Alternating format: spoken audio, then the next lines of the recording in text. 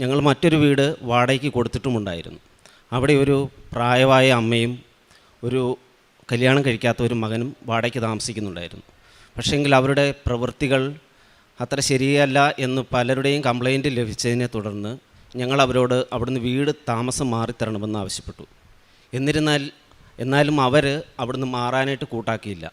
ഇതേ തുടർന്ന് ഞങ്ങൾ കുമളി പോലീസ് സ്റ്റേഷനിൽ ഒരു പരാതി കൊടുക്കുകയും പോലീസിൻ്റെ സഹായത്തോടെ അവരെ വീട്ടിൽ നിന്നും താമസം മാറ്റുകയും ചെയ്തു. ഇത് നടന്നത് 2022 നവംബർ മാസത്തിലാണ്.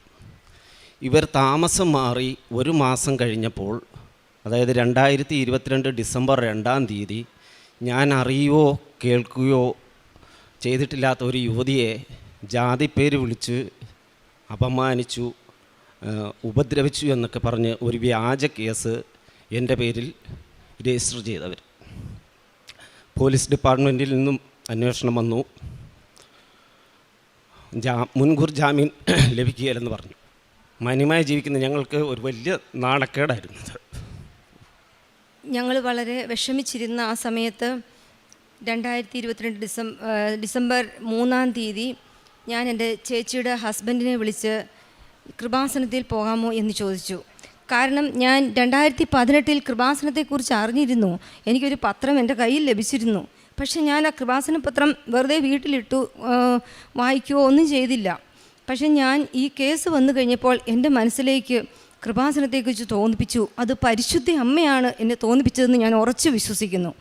ഞാൻ എന്നിട്ട് എനിക്കന്ന് പോരാൻ പറ്റത്തില്ല. എൻ്റെ ഹസ്ബൻഡിന് ജാമ്യത്തിന് വേണ്ടി ഞാൻ നടക്കുവാണ്. ഹസ്ബൻഡിന് വെളിയിൽ നടക്കാൻ മേലെ ഞാനും വർക്ക് ചെയ്യുന്നു.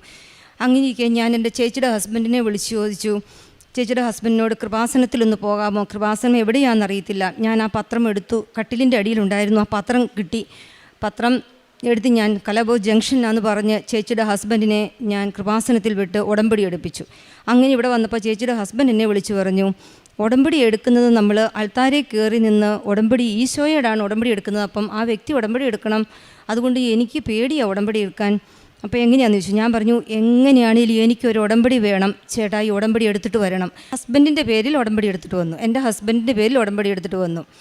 ആ ഉടമ്പടി അന്ന് മുതൽ ഞങ്ങൾ പാലിച്ചു വരികയാണ്. അങ്ങനെ ഞങ്ങൾ കേസ് സെക്ഷനിൽ കൊടുത്തു കഴിഞ്ഞപ്പോൾ സെക്ഷനിൽ നിന്ന് മുൻകൂർ ജാമ്യമില്ല, നോൺ ബെയിലബിൾ കേസാണെന്ന് പറഞ്ഞു. അപ്പം ഞങ്ങൾ ഹൈക്കോർട്ടിലേക്ക് കേസ് വക്കീലിനെ കണ്ടുകൊടുത്തു. അതിനുശേഷം അത് കൊടുത്ത ശേഷം ഡിസംബർ 10-ന് ഞങ്ങളിവിടെ അച്ഛനെ കാണാൻ വന്നു. അച്ഛനോട് ഇവിടെ വന്ന് ഹസ്ബൻഡിൻ്റെ തലയിൽ കൈവച്ച് അച്ഛൻ പ്രാർത്ഥിച്ചു. ജോസഫ് അച്ഛൻ വളരെ കൂളായി ചിരിച്ചുകൊണ്ട് എൻ്റെ ഹസ്ബൻഡിനോട് പറഞ്ഞു, ധൈര്യമായിട്ട് പോക്കോ,